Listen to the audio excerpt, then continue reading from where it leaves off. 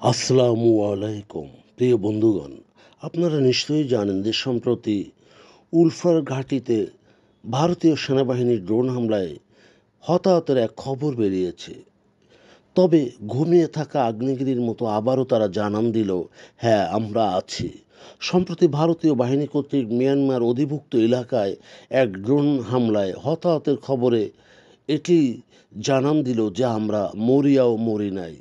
সেই ৯০ দশকের উলফা খ্যাত, সেই দশক থেকে দশকব্যাপী পরশ বড়ুয়া খ্যাত উলফার উপর আক্রমণে জানান দিল, যেমন ভারতীয় বাহিনীও বসে নেই, তেমনি সেই সশস্ত্র আন্দোলনে উৎসাহী উলফাও বসে নেই। দীর্ঘদিন যাবৎ আসামের মানুষ একটি পৃথক দেশের ধারণা পছন্দ করে আসছে, কারণ আসামে প্রচুর প্রাকৃতিক সম্পদ রয়েছে। অসমীয়রা পছন্দ করে না, কারণ এই রাজ্যের প্রচুর প্রাকৃতিক সম্পদ অন্য অন্য রাজ্যে বিভক্ত হোক, তাই তারা এই সুবিধাগুলি থেকে বঞ্চিত রয়েছে। আসামের নাগরিকরা প্রায়শই বহিরাজ্য থেকে চাপিয়ে দেওয়া এবং নিজের রাজ্য থেকে সুযোগ সুবিধা সম্পর্কে অজ্ঞ বা বঞ্চিত থাকে, যা ভারত ইউনিয়নের অংশ হিসাবে থাকাকালীন সর্বদা বিদ্যমান থাকে। এছাড়াও দ্রুত বর্ধনশীল অর্থনীতির অধিকারী আসামের ভবিষ্যৎ সম্পর্ক রূপেও উন্নত হওয়ার বিশাল এক সম্ভাবনা রয়েছে। কোনোভাবে একজন এলোমেলো কৃষক বা মজুরকে এই বিষয়ে বোঝানো যদিও অসম্ভব। তাছাড়াও আসামের রাজনীতিবিদরাও খুব বেশি রাজ্যের জন্যে সহায়ক নয়।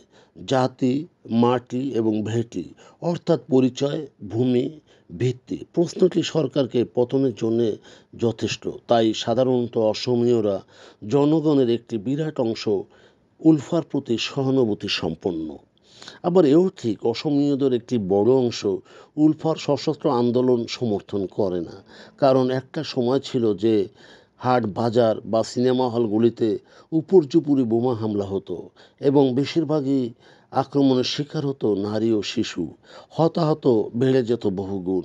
এমনকি উলফার প্রতি সহানুভূতি সম্পন্ন মনোভাবের মানুষও তারা এই উলফার সশস্ত্র কার্যকলাপ নিয়ে প্রশ্ন করে থাকে, যা উলফাদের প্রতি জনসমর্থনের একটি ক্ষতিকারক প্রক্রিয়া বলা যায়। তবে গভীরভাবে সহজ এবং বিস্ময়কর যে বর্তমান সোশ্যাল মিডিয়ার যুগে উলফার এই সশস্ত্র আন্দোলনের প্রতি জনগণের বা অসমীয়দের মনোভাব কতটা সহায়ক হবে, এটি আগামীতেই দেখার বিষয়।